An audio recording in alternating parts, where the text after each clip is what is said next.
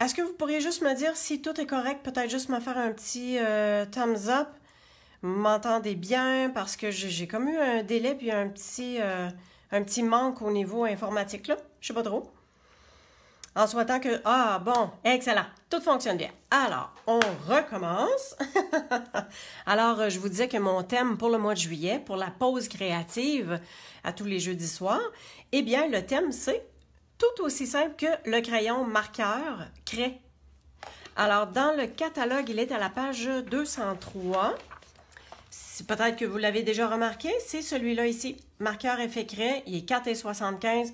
Bonjour Lina, merci de me dire que tout est correct. C'était pas correct tantôt, mais là, ça l'est. Alors, 4,75 $, c'est vraiment pas un gros investissement, mais c'est un outil qui peut nous donner des beaux résultats. Alors, durant le mois, il y a 3 jeudis à lesquels je vais vous faire des projets avec le marqueur craie. Et le jeudi, le 19, si je ne me trompe pas, j'ai un cours ici. Alors, ce jeudi-là, il n'y aura pas de petite vidéo live. OK. Alors, je me suis servi du jeu d'étampes vitrail. Le jeu d'étampes vitrail, il est à la page 165 dans le catalogue. Alors, vous avez d'autres exemples ici. Ils s'en sont servis avec le papier vélin. En fait, c'est le papier qu'il y a dans le bas ici. Puis, j'en ai des... pas loin comme ça, là. Donc, chaque page a un motif de papier vélin qu'on peut colorier et qu'on peut faire différents projets avec ça. Alors ça, je vous en montrerai à l'occasion aussi. Et ça vient également avec des découpes. Alors, je vous montre ça. Bonjour Hélène. Alors, les découpes, c'est ceci. Donc, ça fait différents vitrails, hein, ça le dit, hein, le jeu d'étampes, c'est fait pour ça. Mais, pour donner une idée de ce que ça donne en vrai, un coup que c'est découpé, ben, je vous ai fait ce petit tableau-là. Alors, pour chacune des découpes, on voit le résultat de ce que c'est.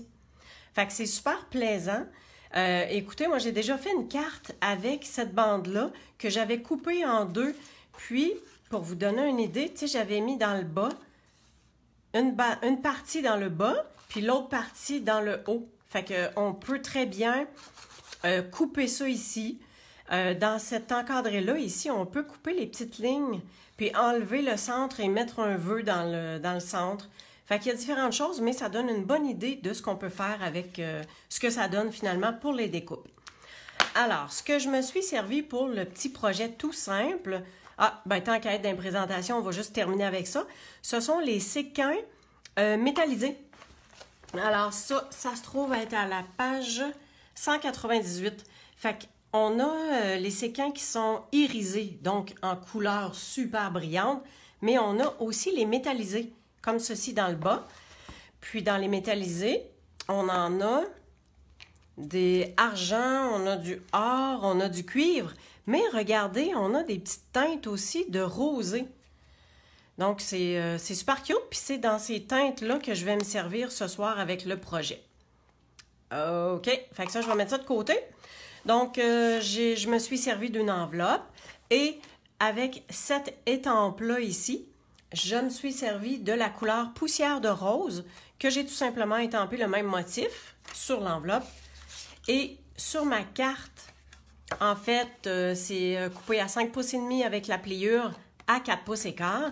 Puis à l'intérieur, j'ai refait les petits, en fait, les étampes du genre de vitrail à cercle. Fait que c'est ce qu'il y a à l'intérieur. Ben merci Hélène. Oui, ben en fait, moi, visuellement, j'aime ça voir ce que ça donne au niveau des découpes. Fait que je l'ai faite pour moi, mais tant mieux si ça vous plaît.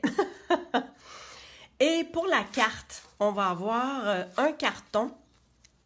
En fait, c'est une retaille. Peut-être que vous allez commencer à être habitué parce qu'il me semble que je dis ça souvent. Des fois, je ne sais pas c'est quoi les mesures parce que je me sers des retailles que j'ai. Puis des fois, ça fait très, très bien. Je pense que ça doit être à peu près 3 pouces 3 quarts par 5 parce que normalement, pour un panneau d'en dessous, on dit toujours 5 pouces et quart par 4. Mais là, c'est un petit peu plus petit. Fait que ça doit être à peu près ça. Et mon papier, ça, c'est la nouvelle couleur Merlot... Seigneur... Merlot magique. C'est ça. Fait que c'est dans les nouvelles couleurs qui font partie des neutres. Alors, ce genre de Bourgogne rouge-là, super beau. Fait que, en fin de compte, j'ai tout simplement fait mon carton un tout petit peu plus petit que ce que j'avais comme carton noir. Puis, vous me connaissez, je découpe toujours l'intérieur parce qu'on va mettre ça par-dessus. Malgré que là, je ne le collerai pas par-dessus, je vais le mettre en dimension. Mais tu sais, avec les points de dimension, c'est tellement comme pas trop élevé que même si c'est découpé dans le milieu, on le verra quand même pas en dessous. Alors, je me suis fait aussi une petite étampe dans le poussière de rose avec le papillon qu'il y a ici. Et on a la découpe pour le découper, fait que c'est super simple. Alors, on en vient avec le truc. Donc, j'ai déjà embossé en noir. Maintenant que la poudre noire est revenue, yes! On n'a pas besoin de prendre l'encre noire puis mettre de la transparente puis se dépêcher. Alors, encre vers sa marque avec la poudre noire. J'ai étampé mes cercles, j'ai étampé mes papillons et j'ai fait chauffer ça avec le fer chauffant. Ensuite, avec le crayon craie, tout ce qu'on a à faire, c'est de venir remplir des espaces. Alors, j'ai déjà commencé parce que ça revient au même. Et comme le papillon, je viens tout simplement que remplir l'espace au niveau extérieur de ses ailes. Je viens faire un petit point comme ça ici pour son aile du dessus. Et en dessous, j'ai décidé de remplir les 3 parties et juste faire des petits picots dans ces petites parties du bas des ailes. Ce qui est plaisant, c'est qu'on peut prendre un petit linge et des fois, on peut juste venir étamper comme ça pour enlever si jamais on déborde vraiment un petit peu. Puis le fait que c'est embossé, ben ça s'essuie, puis ça tâche pas non plus. Alors celui-là, je ne le ferai pas parce qu'on va mettre le papillon qui va être déjà par-dessus. Et pour la partie cercle vitrail, en fin de compte, je viens tout simplement passer dans les demi-cercles extérieurs. Et je vais faire ça aussi à l'intérieur. Vous savez que le crayon craie, il se trouve à laisser comme un picot quand on a fini. Fait que quand je fais au niveau des fleurs ici, je termine dans le centre. Là, je ne sais pas si vous voyez bien, mais quand je viens faire la petite fleur comme ça, je termine en laissant mon marqueur terminer au centre. Puis, ça vient faire comme le petit bouton de la fleur en même temps. Comme ceci. Vous voyez que je n'ai pas besoin de peser fort, je n'ai pas besoin d'être super précise non plus. Ça vient emplir l'espace tout simplement. Oups là. Fait que, comme je vous disais, voyez-vous, là, j'avais dépassé un petit peu, j'ai juste essuyé, puis au pire, on vient repasser par-dessus. Et quand vous allez vous servir du crayon craie, il est fort possible que vous vous disiez au début, là, vous allez commencer à colorier, puis vous dire, ben voyons, ça paraît pas. Là, vous allez en remettre, puis en remettre, mais laissez le temps au crayon, au marqueur, que ça sèche, parce que vous allez voir que ça, on dirait qu'il prend de la profondeur, il prend du blanc au fur et à mesure. Et dans mes petites parties ici, je viens tout simplement faire un cercle, le demi-cercle, mais je pars d'un coin puis je finis à l'autre. Pour être sûr que le picot ne se retrouve pas comme en plein milieu, là. Alors, je termine comme ceci. Puis comme je vous dis, je vais vous le montrer de plus proche, là. Comme ceci. Alors, des fois ici, on pense que c'est les derniers que j'ai faits. Ça a l'air plus pâle, mais avec le temps, il va comme devenir aussi foncé que le reste. Fait que ça vient donner une belle touche blanche avec tout le reste. Donc, pour la partie du marqueur, c'est pas mal ça. Je voulais pas remplir au complet. Je voulais simplement faire des petits accents blancs, tout simplement pour donner de la couleur avec la carte, juste comme ça. Je vais pouvoir coller mon carton noir sur Oups là, le petit papillon qui s'est sauvé. Alors, je vais coller mon encadré. Comme je vous ai dit tantôt, la partie la partie du papier à motif coloré. Voyons, papier à motif. Papier uni coloré qui est Merlot magique. Je vais l'avoir. My God, la journée était dure. Alors, ok, je m'en viens coller ça. Là, j'essaie d'être bien centrée vu que ça fait pas toute la largeur au niveau de la carte. J'essaie d'être bien au centre. Je pense que c'est bien correct comme ça. OK. Et... Ah oui! Le petit papillon, tant qu'à l'avoir, ben en fait, je voulais pas le laisser trop tout nu. Je veux pas lui donner trop de couleurs parce qu'en fait, l'idée est de faire sortir le marqueur craie, de donner de la couleur au papier qui est plus foncé. Par contre, oui, c'est ça. Poussière de rose, je vais reprendre la même couleur que le carton que j'ai pris. Puis je vais juste venir teinter des parties de ses ailes. Tout comme ça, juste pour y donner un petit peu plus de couleur. Mais en restant dans les mêmes. Fait que ça fait un peu monochrome. Donc, on n'a pas été chercher une autre couleur parce que je veux pas que ça détonne. Et on vient juste faire l'intérieur et la partie extérieure. Comme ceci. Et voilà. Le corps du papillon, je crois que je vais prendre un petit ardoise juste pour dire que je puisse teinter un peu son corps. Voilà. Juste comme ça. Et je viens prendre mon plioir. En fait, compte, le plioir, là, regardez, je vais comme faire 2 coches chaque côté du corps. Puis après ça, on vient plier l'aile dans l'autre sens. Comme ceci. Mais vu qu'il y a une coche dans le milieu, il devrait rester quand même bombé. Puis en même temps, on va voir un petit peu en dessous. Ça va lui donner un petit peu plus de profondeur. Avant de mettre ça, on va passer la ficelle. Fait que ça, c'est juste la petite ficelle blanche tout bonnement. Tout simplement, on fait 2 fois le tour. On vient faire ça ici. Juste une petite boucle. Pas toujours facile à faire. Ah, bon, parfait. Excellent. Oups là. Un petit peu moins ici. Bon, super. On va y couper les ailes un peu. Il y en a un petit peu long. Et voilà. Et je pense que je vais tasser les cordes là, comme ceci. Hein, pour donner un autre motif, là, une autre petite dimension. OK. Maintenant, je peux venir mettre de la colle ici en arrière du petit papillon.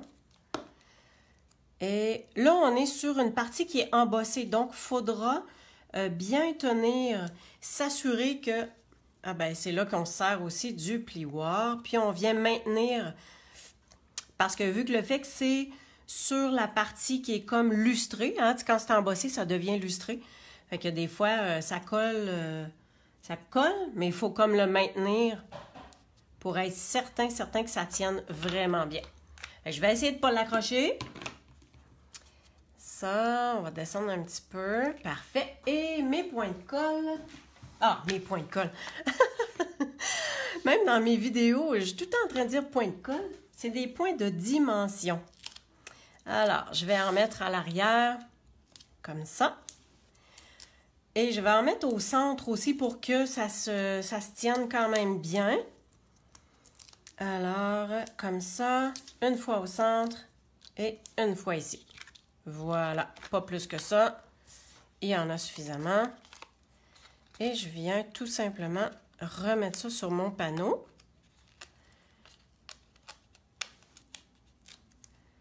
Voilà, il m'en reste juste un. Des fois, ça va bien pour les enlever, puis des fois, on dirait qu'ils nous collent dessus. Alors, je ramène ça ici.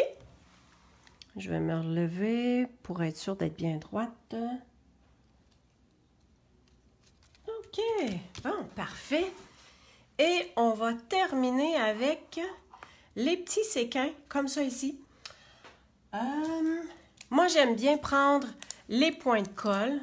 Et regardez bien, je prends mon séquin et je viens disposer mon séquin directement sur le point de colle comme ça. Puis après ça, avec mon pic, je ramasse tout ça. Si ça dépasse, ben je viens comme faire un petit moton en dessous, là. Fait que on va se disposer ça dans le milieu. On en met un deuxième. Et bien sûr, hein, on en met 3. Donc, on en a un autre ici. En fait, sans le savoir, j'ai bien fait parce que je voulais en mettre 3. Puis, on a 2 centres au niveau de l'image du vitrail qui est en cercle. Puis, tiens, celui-là, on va venir le mettre à côté du vœu, puis juste au-dessus de la boucle. Voilà. Tiens, pas plus compliqué que ça. Alors, ben c'est ça. Hey, bonjour Aurore! Alors, voyez-vous comment on peut avoir un motif, on vient faire ressortir au niveau de ce motif-là, tout simplement avec le marqueur craie. Puis, quand on a un papier foncé, ça fait super beau. Je me souviens l'avoir déjà fait sur un papier, je crois que c'était Brune Dune. Puis, c'était l'étampe, tu sais, les petites madames là, qui sautent de joie. Je me souviens plus du nom. Mais, si j'ai pas le nom, je peux pas le chercher dans le catalogue. Enfin bref, ça peut être des fleurs, ça peut être, bon, le côté vitrail ici, c'est venu me parler, je trouvais que ça donnait un bel effet. Fait que, n'hésitez pas à faire emplir vos formes avec ça. Merci Hélène, bonne soirée à toi aussi. Alors, c'était la petite pause créative pour ce jeudi soir et la semaine prochaine, on va continuer avec ça, mais là, on va y aller dans le sens contraire. Là, on a comme colorié à l'intérieur. Puis la semaine prochaine, on va faire un projet qui va impliquer qu'on va faire de l'ombrage et on va faire ressortir l'image en mettant le contour. Alors, je vous prépare un beau petit projet pour ça, puis je vous souhaite une bonne soirée. Merci à vous. Au plaisir. Bye bye. Oui, resplendissante. C'est ça, Hélène, t'as raison. Oh, merci. Ça m'aurait trotté, puis j'aurais été voir de toute façon. Ah oui, une dernière chose. Vous savez que tout le mois de juillet, il y a 2 super promotions. Alors, vous avez une promotion pour les papiers à motifs. Vous en achetez 3 et vous avez un 4e paquet gratuit. Ou bien, si ça vous tente de joindre mon équipe, eh bien, pour celles qui veulent devenir recrues, vous avez toujours la trousse de base à 165 $, mais que vous ne payez que 135 $. Et pour tout le mois de juillet, eh bien, Stampin' Up! Vous donne 10 tampons encreurs gratuitement. Alors, si vous avez des questions, n'hésitez pas à me communiquer. Puis, ça va me faire plaisir de vous répondre et de vous accueillir dans mon équipe, bien sûr. Alors, sur ce, là, c'est vrai, je vous souhaite une belle soirée. Puis, on se revoit la semaine prochaine. Au plaisir!